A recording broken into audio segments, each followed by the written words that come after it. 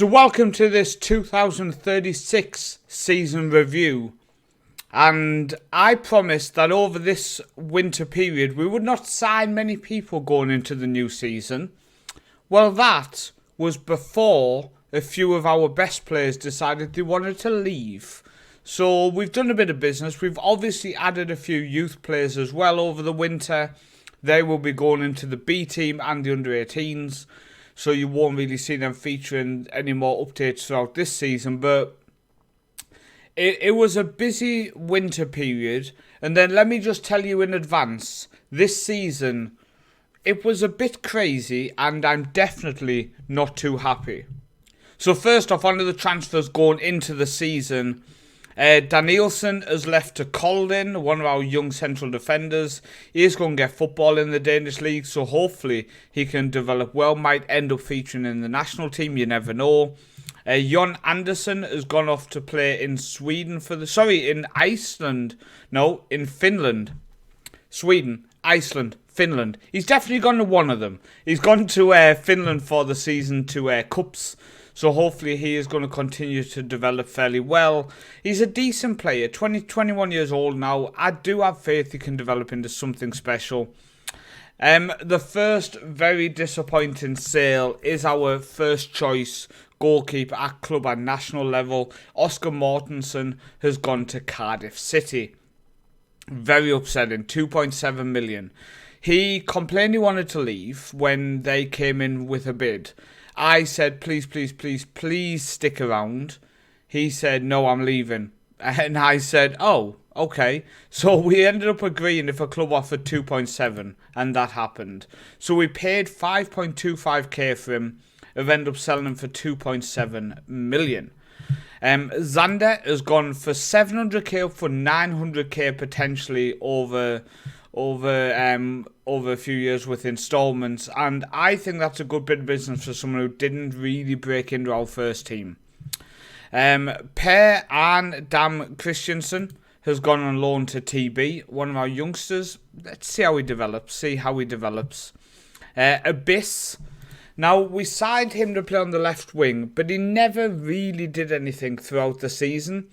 So we've ended up selling him for quite a low wage, but he came in on a free, only played 3 games in the league. He played 11 games in total, scoring 2 goals, and that was the issue. He didn't do anything when I needed him to step up. So signed for a free, ended up selling for 375k to OB. I feel like we've pulled their pants down because he was shocking. He never impressed in games. A disappointing one is Omar. Now, I had a lot of hope that long term he could be a quality right back for us. He's ended up going to Copenhagen for 2.8 million. Now, part of the deal was he comes back to us for the season on loan. But as you can see, we paid 1.8 million for him from Gothenburg. He played 1 full season with us, 16 appearances, and we've then ended up having to sell him for 2.8 million. So we have made $1 million profit, but it was very soon and very quick, and I just really didn't want to sell him. Elfson has gone to TB on loan. Johansson has gone to TB on loan. And Engard, our former captain, has now left the club. 143 appearances. He went on loan to Eves last season. He's now gone to Starnen for 20k. 32 years old.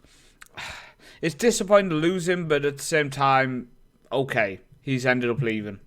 So players coming in. Ortiz for 42.5k. I think that's a great bit of business for the money. We'll go into our B team, see how he develops. Pantino comes in for 99k. Again, goes in our B team, and again, let's see how he develops. Ronnie Samuelson from Crawley Town, we did speak about this in the last one, has joined us for 51k. And he has played for the national team and scored a goal. So let's again see how he develops in the under-18s first and maybe then up in the B team. Next coming in is Rune Engelin. Now he comes in as the replacement for Abyss on the left wing. 17 acceleration, 15 pace, decent technicals, decent mentals, doesn't have the work rate I would have wanted. But he comes in for 3 million, which is a high payment to spend. But when he doesn't count as a foreign player and he's only 19... it was just money we had to spend, and clubs are now taking us to the cleaners money-wise.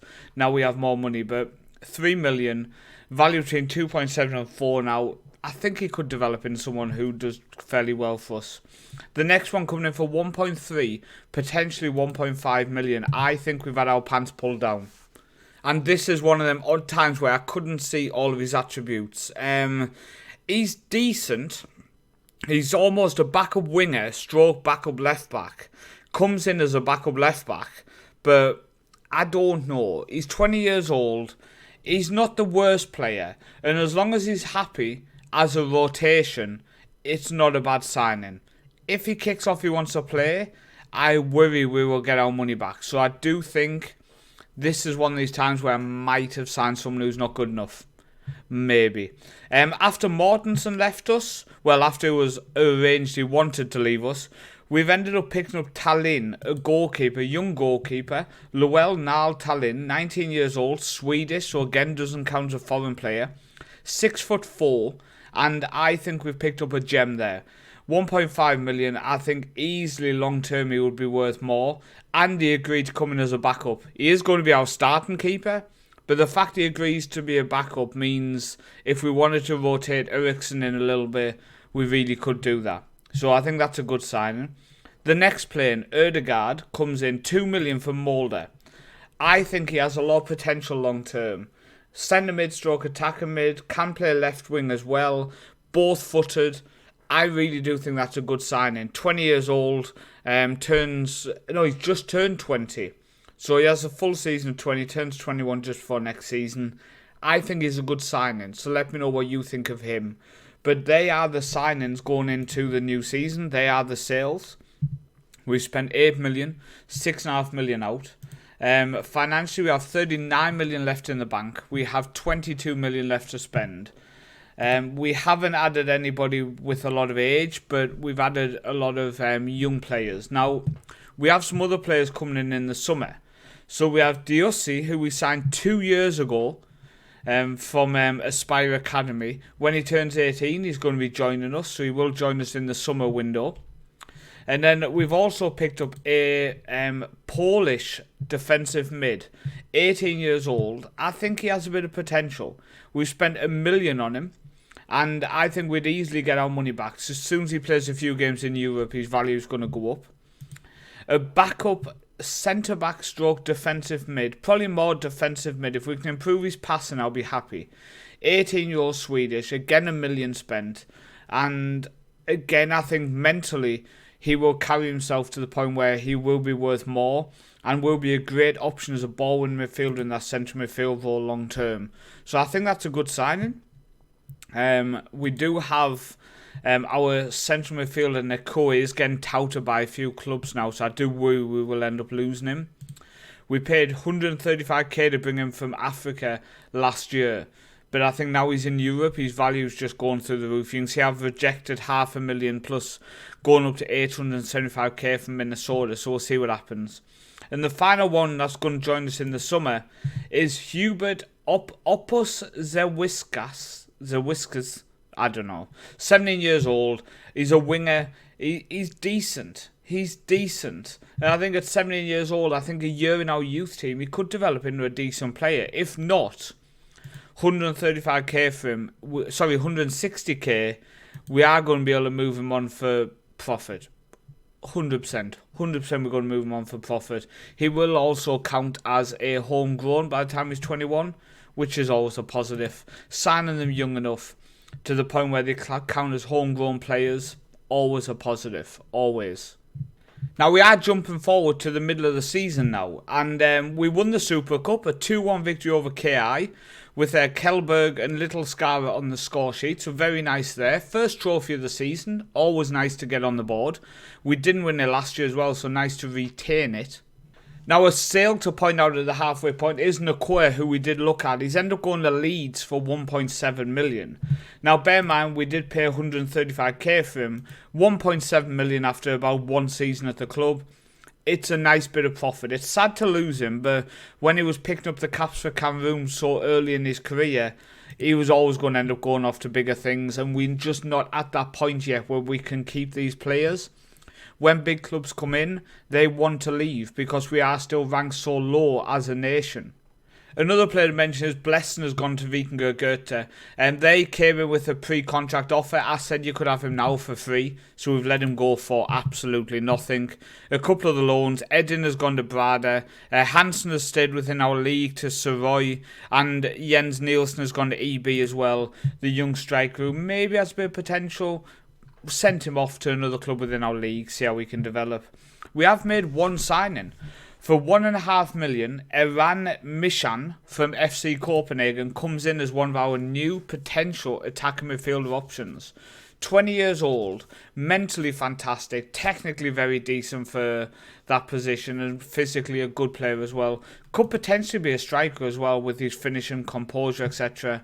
But at the minute, attacking midfield, I think he could be a very, very good player. A game changer, you could almost say. Now looking at the league table then, 15 games in, we've won 12, drew 3, and we are not top of the league. So after winning the league so many years in a row, is there a chance now we won't do it this season? 39 points, we are 2 points behind KI, who have won 13, drew 2, lost none. So 2 teams there unbeaten after 15 games of the season is crazy. Now we have come back ready for the rankings, so our league has moved up 2 places to 37th. Now, these small jumps are a bit disappointing. So 37th, we're just behind the top division, I think. Yeah, it's the top division in Ireland. So we are here, just behind the top division in Ireland. We are catching the top flight in Slovenia, the top flight in Russia, top flight in Bosnia, etc. So we aren't far away from jumping up. But we just need to make that big jump and just get ourselves up there in and around these 3-star nations. In terms of us, we've stayed at 72nd in the European club rankings. And if we can go to the coefficient ranking then, for the new season, we are ranked 27th. We got a 7.875 due to the fact that KI were in the conference group stage last year.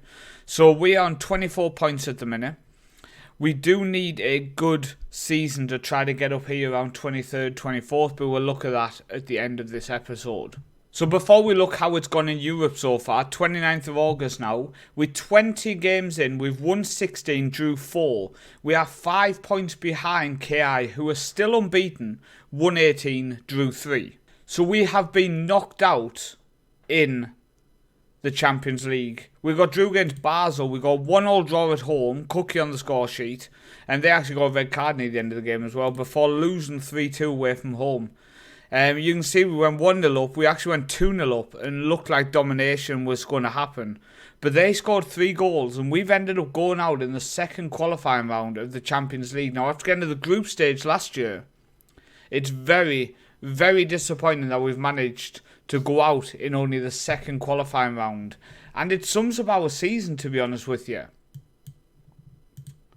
Because when we look, we're 5 points off top. We're unbeaten. We are unbeaten. But we're just not performing well. We have nobody in the top 3 of the goals this season as well, which is also something which I always say, it shows how it's going. Are you dominating games? We have nobody in the top 3 goal scorers in the league this season after 20 games of the season. Now, what I would say in terms of injuries, you can see we've had, for example, Gejic, one of our strikers, has been out for 3 to 5 months. And then we've had the likes of Mbuna has been out for 5 weeks. That was picked up just when the season started. Little Skara has been out for 4 weeks and then another 4 weeks, 2 hamstring strains. So our main striker so far this season has only played 6 games in the league. We are 20 games in and he's only played 6 games in the league. Scored 9, but he's only played 6 games. That lets you know how we struggled in terms of our main goal scorer being out for pretty much all the season, and our backup striker also being out. Now, I would say Gejic is our backup striker. He's only played 5. So between our 2 strikers, they've only played half of the season. That lets you know that we've just struggled with injuries and we've struggled with consistency through our team. At the minute, we've dropped Kilberg back in this deep line playmaker role, which does free up Mishan to play as our attacking midfielder. Now, I do consider maybe Mishan could be our striker long term. He does have the attributes to be a striker. Maybe going into next season, he could be an option, especially if Little Scara picks up injuries over and over again. But at the minute, we're looking fairly solid with 13 assists from Engin, who we signed as the replacement for Abyss on the left wing. And Midskogen as well, 12 goals, 4 assists has looked decent. Kilberg with 14 goals, 13 assists, now playing in this deep line playmaker role. But you can see he's just not as good as Mishan, and that's why Kilberg has now dropped back and Mishan has moved into being our regular attacking midfielder, which after 163 games in the league, 101 goals, 126 assists, I'm hoping it's not a mistake to drop Kilberg into that deep line playmaker role and move Mishan into attacking mid. Now, after going out in the Champions League, we have made it through into the group stage of the Europa League. So we got a 7-0 victory away from home against Shikenja. And after that, I knew we could rest people. So we rested most of our team in the home leg. So we did lose the home leg 3-1, but we were already through. And at that point, we're not winning the league, so we need to focus our plays on the league as well as the Europa League. Now, we then played at home and put out a fairly strong side and lost 2-1 to Finnish side Mikkeli. At that point, I started to think we might be going into the Conference League here. But we did bounce back. We did bounce back and we managed to go through on penalties, beating them away from home, with Musik and Eglin on the score sheet. So we are into the group stage. We will play Montpellier, Tottenham, Victoria Pilsen, Elfsberg, Hajduk Split, Dortmund, and then after the winter break, Karabad and Almira. Now the upsetting thing is we are the only team into the Europa group stages this year, so points-wise, we are going to struggle. At the minute, going into this then, we have 3.125 points this season. Now, the only positive is some clubs had a very good season 5 years ago. So we are going to go under 23.125 points. And that's actually going to overtake Bulgaria and Switzerland. It's actually going to overtake Cyprus. And we are closing in on Israel and Greece. So there's a chance we can actually jump quite a few points if we can have a successful group stage. That's the worry. We need to really perform against them teams now in the group stage. So we need to beat the likes of Montpellier, Victoria Pilsen, Elfsberg, Hajduk Split I think we can beat. Karabag away from home I think we can beat. Maybe Almira we can get a draw. But we need to do something special. But we do play KI in the league in 2 games' time. So jumping forward, we have beaten KI, Little Skara and Egelin on the score sheet. Gives us a 2-0 victory over them. Competition-wise then, we do have a game in hand. We are 2 points behind them. 1-18, drew 4. They've still only lost that 1 game. It is insane how tight this league is. So the youth intake has happened. Not overly impressed. Lockin is our best youth intake. 16-year-old defender. Decent, but not a world beater. Also, we get another striker through here in Agsha. And again, I don't think he's a world beater. I don't think he'll develop into anything. We do have 1.5-star goalkeepers come through. 5'11". Again, not a world beater. I would say this year's youth intake was the most disappointing we've had. So with our last 2 league games, beating Vikingur Goethe 1-0 with Little Scar on the score sheet, then beating Vesta 2-0 with Midskogen and Jørhus on the score sheet, we have successfully just gone top of the league. 120, drew 4. We are 1 point clear with 3 games to go. This league campaign has been insane how tight it's been. Absolutely insane how tight this campaign's been. We've actually ended up creating a powerhouse in KI who just absolutely look dominating. Unbeaten apart from playing against us. 120, drew 3. Their only defeat was against us this season. So the league ended and KI actually pushed us all the way. 123, drew 4, lost none was our record this season. That actually means we've not actually lost a game in 2 seasons now, because we won 25, drew 2 last year. The year before that, we did lose 3. But this season, we've gone unbeaten and only won the league by 1 point. That tells you how crazily tight this was. We only conceded 10 goals all season. They only conceded 11. We scored 99, they scored 66. It's amazing to think we scored 99 because I don't think we've played well at all. Little Scara finished top goal scorer with 19 and 12. So he only ended up playing 12 games all season for us in the league, scoring 19 goals. Really, really disappointing that we just never dominated in terms of having a top goal scorer. Our assist-wise was quite poor. I don't think we looked good at all throughout the whole season. Second top goal scorer was Midskogen with 15. Then it was Kilberg with 14. Jerek ended up with 12, but he is actually leaving us at the end of the season, going to Spal. And then also in double figures with Engelin with 11. In terms of double figures for assists, Cookie managed to get 22 finished top assists, but FC Dallas want him now. Hopefully we can hold on to him. Eglin with 19 in terms of assists, 15 for Kilberg. Then Mishan with 8 in 19 games. He never took the reins in games like Kilberg did, but I do hope next season then, probably still in the attack midfielder role, Mishan can make that his own, and then we will keep Kilberg in central midfield as a deep line playmaker, where he has been playing recently and doing quite well. It's been quite a challenge. I've been rotating Kilberg in this deep line playmaker role, and also Mishan, trying to decide the best place to have them, because Kilberg, with over 100 goals and assists, really does deserve to stay in that attacking mid. So the last few games I've kind of put Mishan in that central mid. I feel like maybe his teamwork, work rate, etc. makes him just a little bit better in central mid. But let me know what you think below. Who would you play in central mid? Who would you play in attacking mid from them two? Now, the final competition to point out is the cup competition, which we ended up winning the cup final 8-0. Kilberg top goal scorer in the cup with 6 goals. 6 assists, and then Gutterson with 6 goals finished top goal scorer. But the fact we won the cup final with an 8-0 win, we won the semi-final, beating our B team 2-0. Vikingur Goethe actually lost to the third team of Vesta in the semi-final 3-2.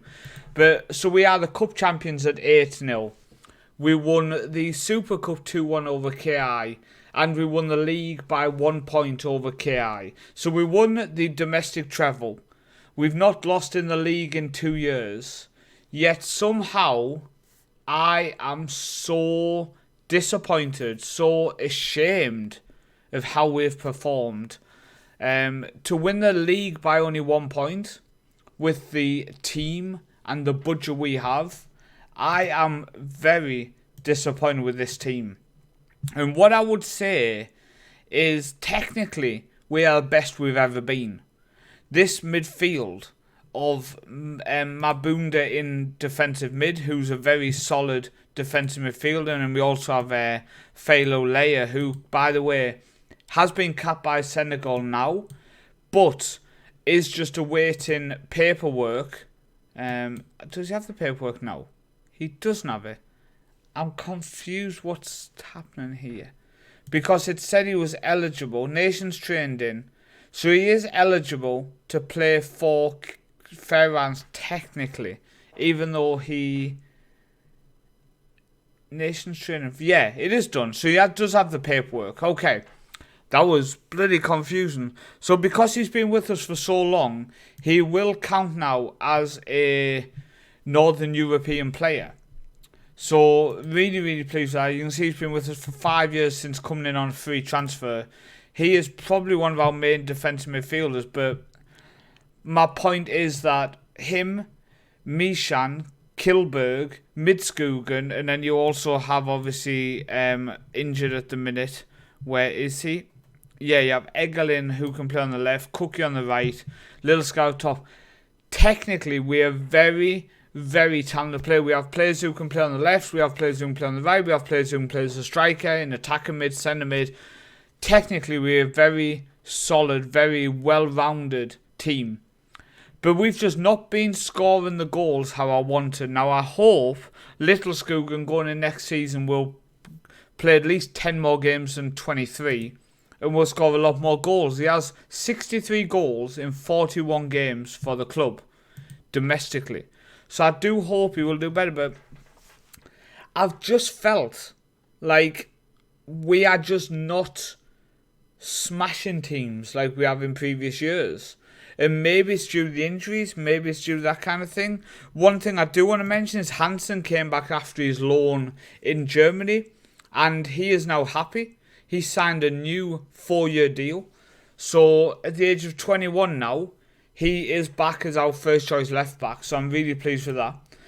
Omar is due to leave us, but I do hope we can look at bringing in a new right back to fill the void, because he's been on loan this season after signing for Copenhagen for 2.8.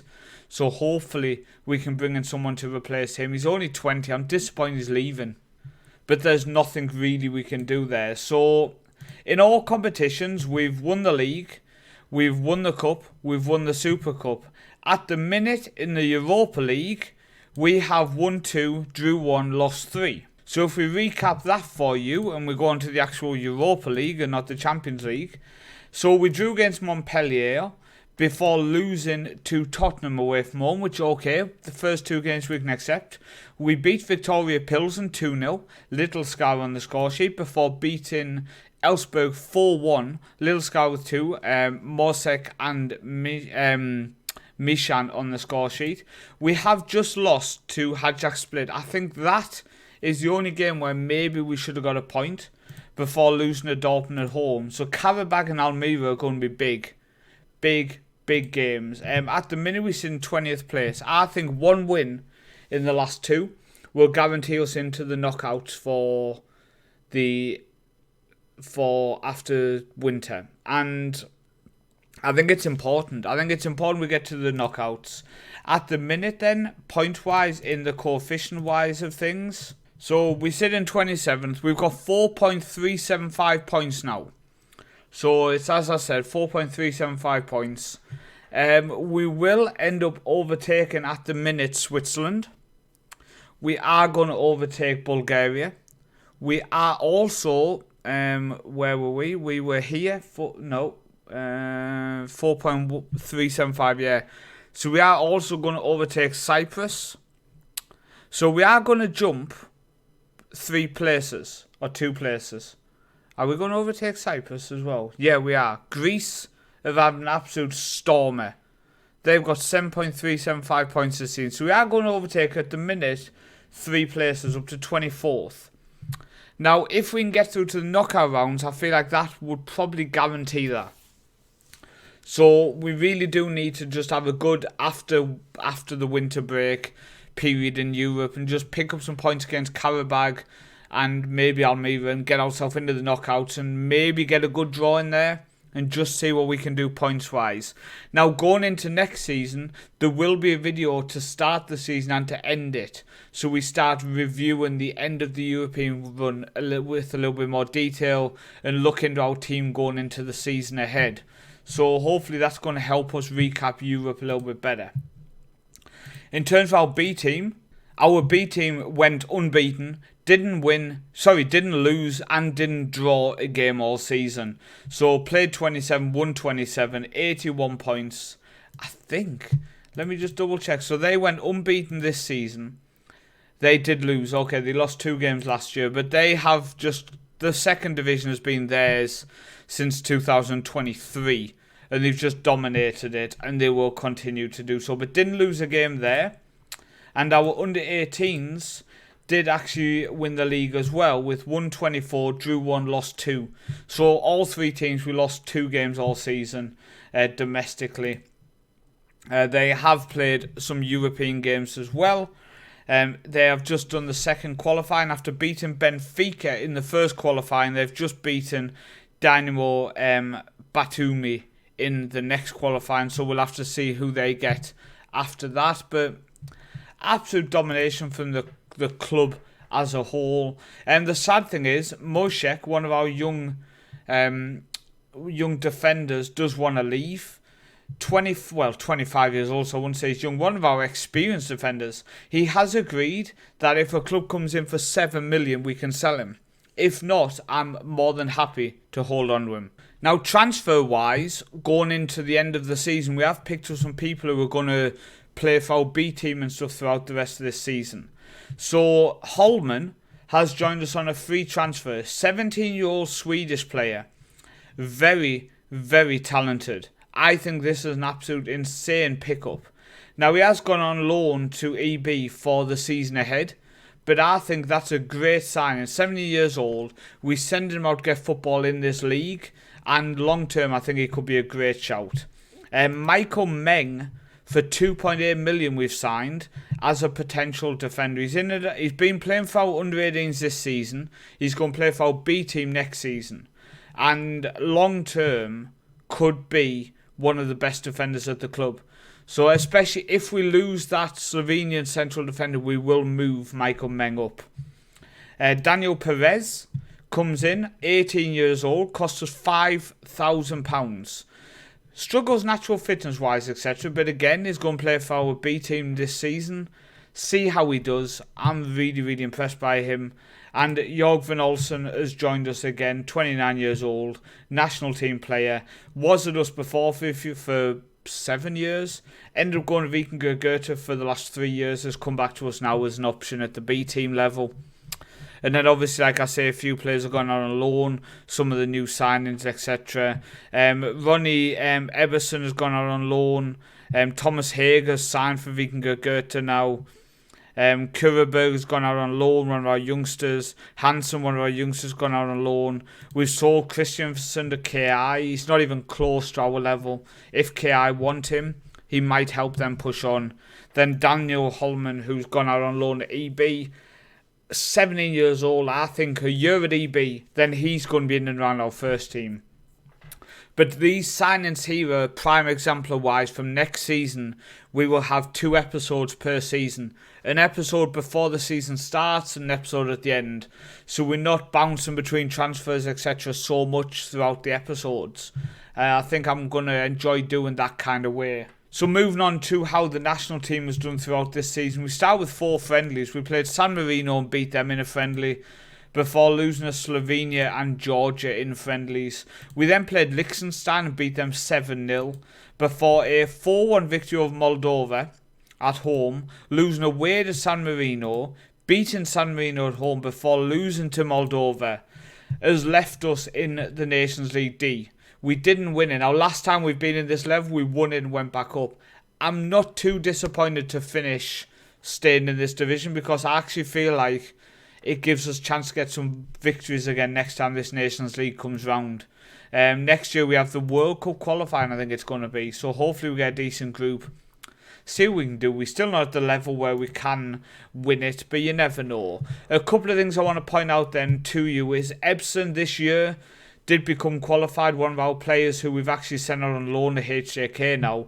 But one of our players, we've been using him. 7 caps, 5 goals for the national team. Pettersson, who plays for Vikingur Goethe, an Icelandic player, has become available to play for the national team. He's better than anything we had, so he is now a national team player. 2 caps, 1 goal, playing on the left wing. And also Marinov, the Bulgarian, who's been at KI since 2027. I gave him some appearances, even though he's 31. Just because of how long he's played in the league, and he's dominated. 99 goals in 228 games for KI. He deserves to be in the national team. But our national team is coming together. We are getting just a little bit older. And again, I think splitting the episodes, so you have an episode at the start of the season, an episode at the end of the season, will give us a bit more time to look at the national team as you get to know them a little bit more. Kilberg, I dropped into this ball-winning deep line playmaker role. Again, just due to the fact that we had some injuries. Johansson and Jonsson both were injured for the last one, so we were short of people in this central midfield position.